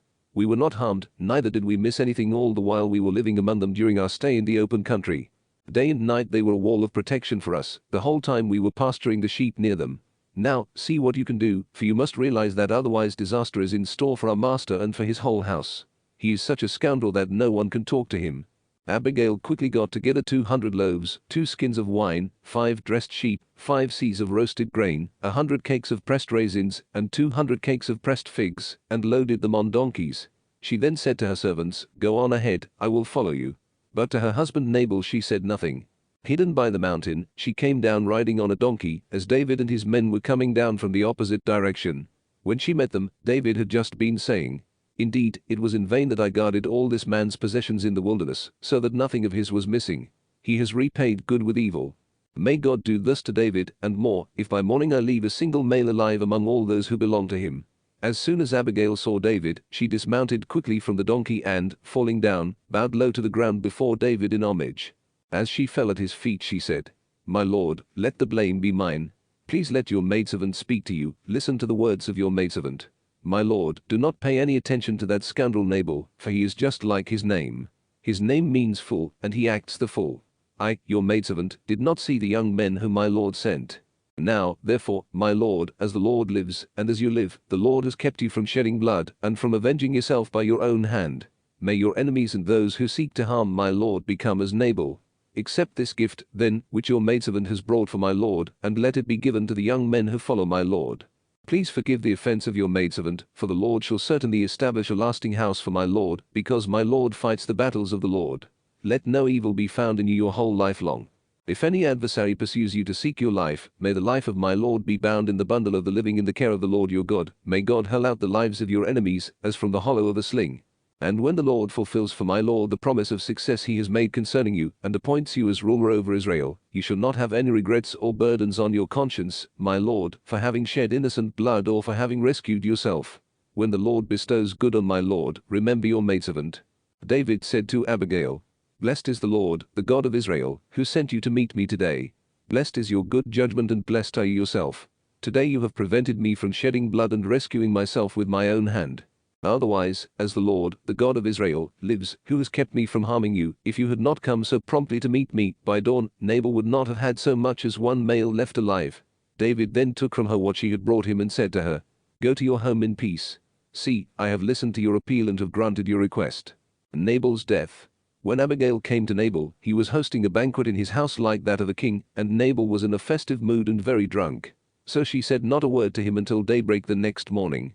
But then, when Nabal was sober, his wife told him what had happened. At this his heart died within him, and he became like a stone. About 10 days later the Lord struck Nabal and he died.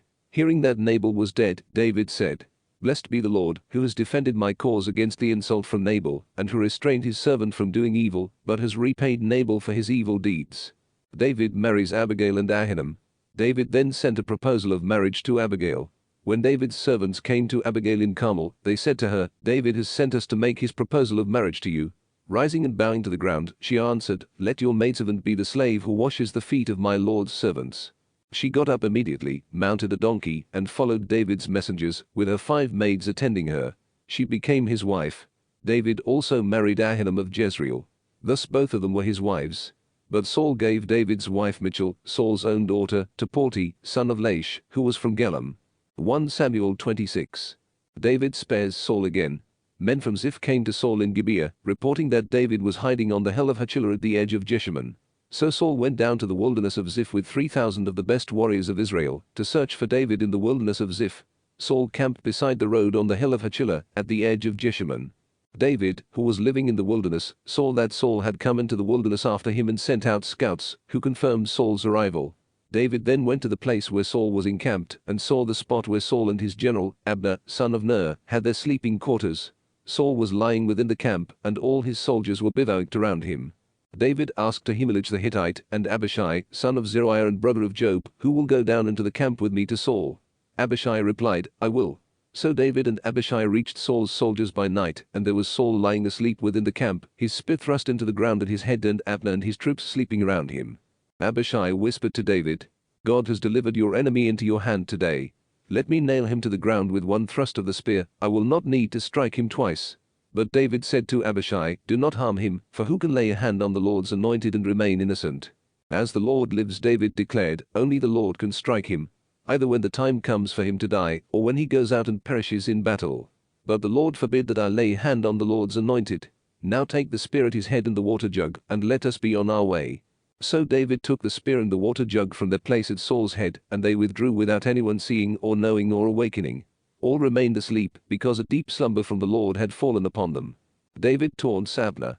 Crossing over to an opposite slope, David stood on a distant hilltop. With a great distance between them, David called to the army and to Abner, son of Ner, Will you not answer, Abner? Then Abner shouted back, Who is it that calls me? David said to Abner, Are you not a man? Who in Israel is your equal? Why were you not guarding your lord the king when one of his subjects came to assassinate the king, your lord? What you have done is not right. As the Lord lives, you people deserve death because you have not guarded your Lord, the anointed of the Lord. Go, look. Where are the king's spear and the water jug that was at his head? Saul admits his guilt. Saul recognized David's voice and asked, Is that your voice, David my son? David answered, Yes, my lord the king. He continued, Why does my lord pursue his servant? What have I done? What evil am I planning? Please, now, let my lord the king listen to the words of his servant. If the Lord has incited you against me, may an offering please the Lord. But if it is the people who have done so, may they be cursed before the Lord. They have driven me away so that today I have no share in the Lord's heritage, but am told, Go serve other gods. Do not let my blood spill on the ground far from the presence of the Lord.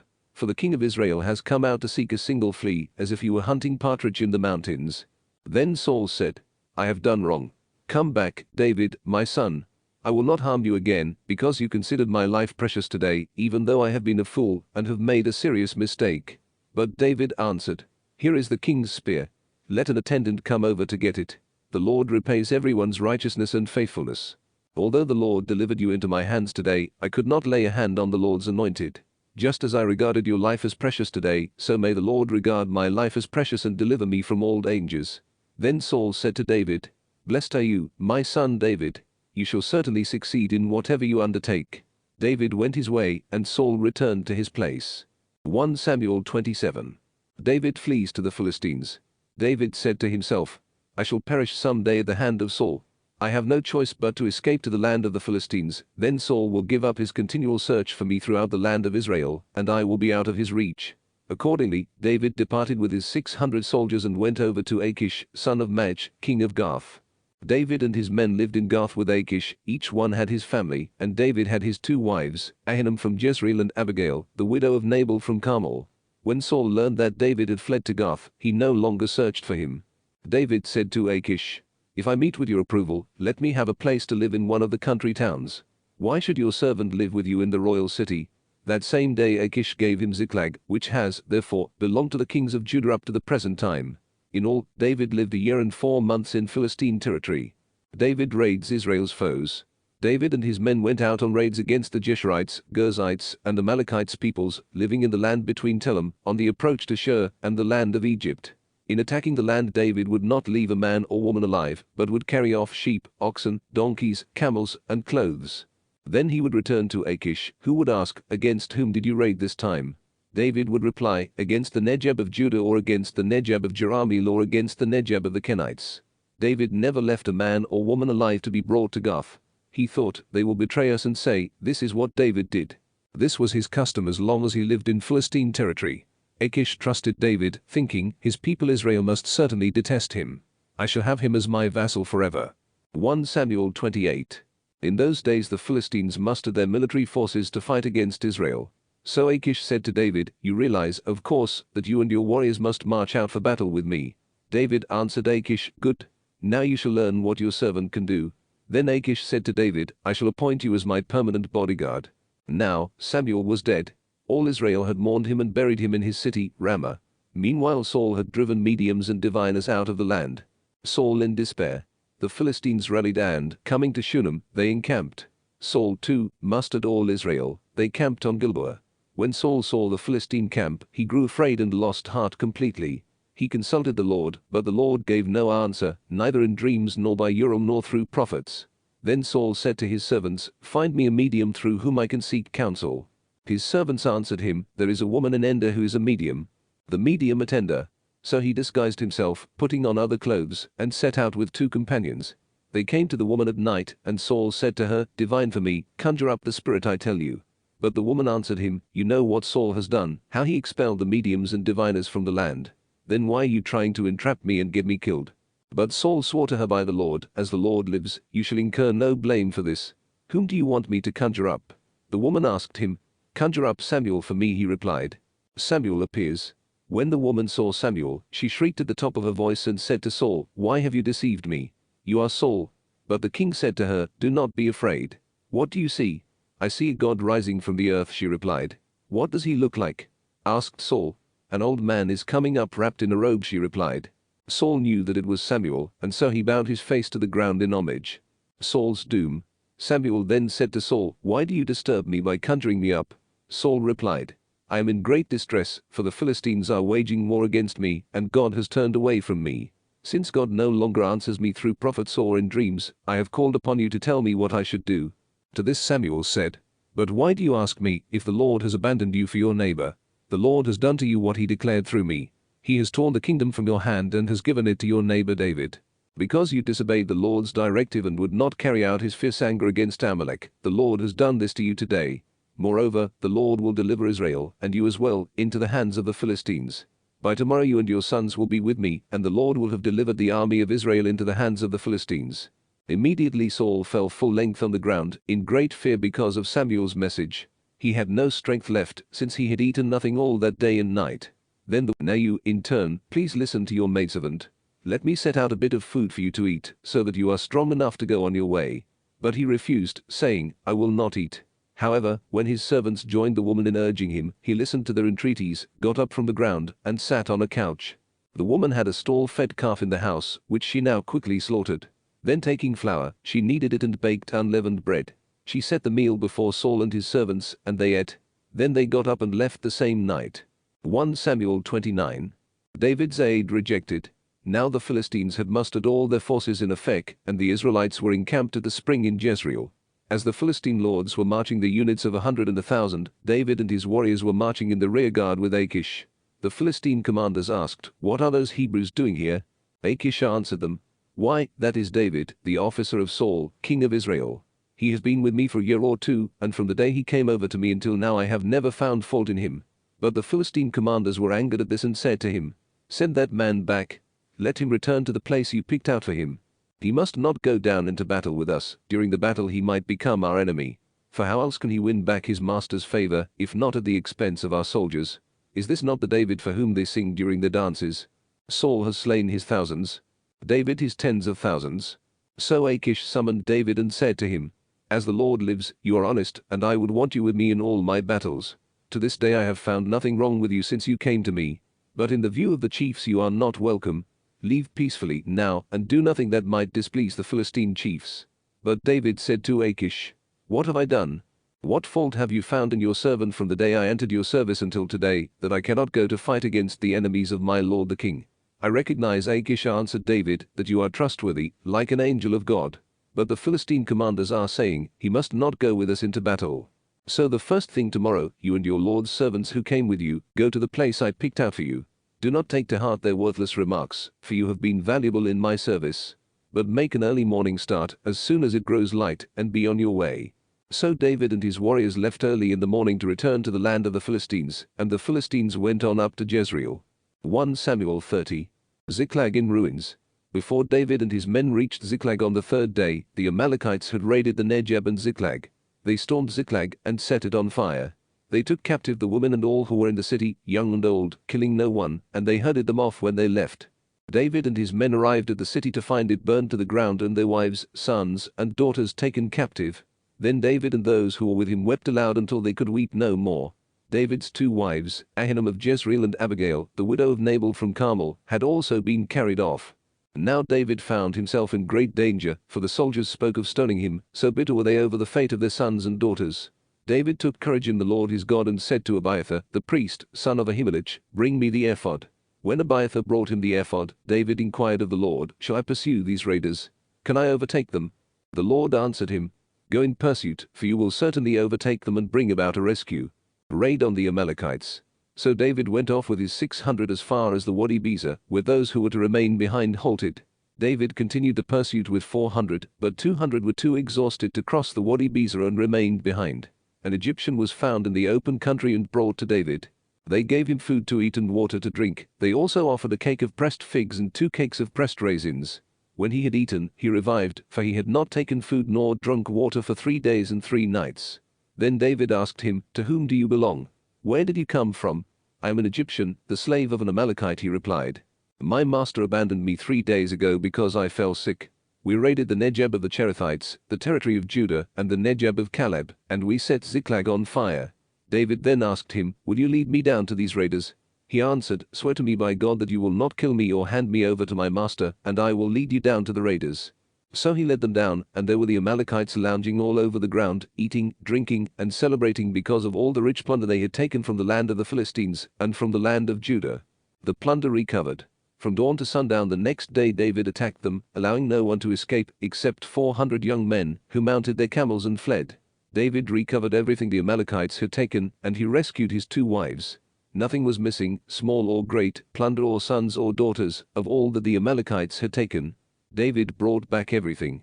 Moreover, David took all the sheep and oxen, and as they drove these before him, they shouted, This is David's plunder. Division of the plunder. When David came to the 200 men who had been too exhausted to follow him, whom he had left behind at the Wadi Bezer, they came out to meet David and the men with him. As David approached, he greeted them. But all the greedy and worthless among those who had accompanied David said, Since they did not accompany us, we will not give them anything from the plunder, except for each man's wife and children. But David said, You must not do this, my brothers, after what the Lord has given us. The Lord has protected us and delivered into our hands the raiders that came against us. Who could agree with this proposal of yours? Rather, the share of the one who goes down to battle shall be the same as that of the one who remains with the baggage. They share alike.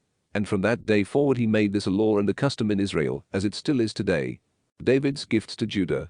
When David came to Ziklag, he sent part of the plunder to his friends, the elders of Judah, saying, This is a gift to you from the plunder of the enemies of the Lord, namely, to those in Bethel, Ramoth, Negeb, Jattah, Aroer, Siphmoth, Ishtemoa, Rasel, Jeramelite cities and Kenite cities, Holma, Borashan, Athach, Hebron, and to all the places that David and his men had frequented. 1 Samuel 31.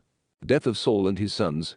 Now the Philistines went to war against Israel, and the Israelites fled before them, and fell, slain on Mount Gilboa. The Philistines pressed hard after Saul and his sons. When the Philistines had struck down Jonathan, Abinadab, and Malchishua, sons of Saul, the fury of the battle converged on Saul. Then the archers hit him, and he was severely wounded. Saul said to his armor-bearer, Draw your sword and run me through, otherwise these uncircumcised will come and abuse me. But the armor-bearer, badly frightened, refused, so Saul took his own sword and fell upon it. When the armor-bearer saw that Saul was dead, he too fell upon his sword and died with him. Thus Saul, his 3 sons, and his armor-bearer died together on that same day. When the Israelites on the slope of the valley and those along the Jordan saw that the men of Israel had fled, and that Saul and his sons were dead, they abandoned their cities and fled. Then the Philistines came and lived in those cities. On the following day, when the Philistines came to strip the slain, they found Saul and his 3 sons fallen on Mount Gilboa. They cut off Saul's head and stripped him of his armor. These they sent throughout the land of the Philistines to bring the good news to the temple of their idols and to the people. They put his armor in the temple of Astarte, but impaled his body on the wall of Beth-shan. Burial of Saul. When the inhabitants of Jabesh-Gilead heard what the Philistines had done to Saul, all their warriors set out and traveled through the night. They removed the bodies of Saul and his sons from the wall of Beth-shan, and, returning to Jabesh, burned them. Then they took their bones and buried them under the tamarisk tree in Jabesh, and fasted for 7 days.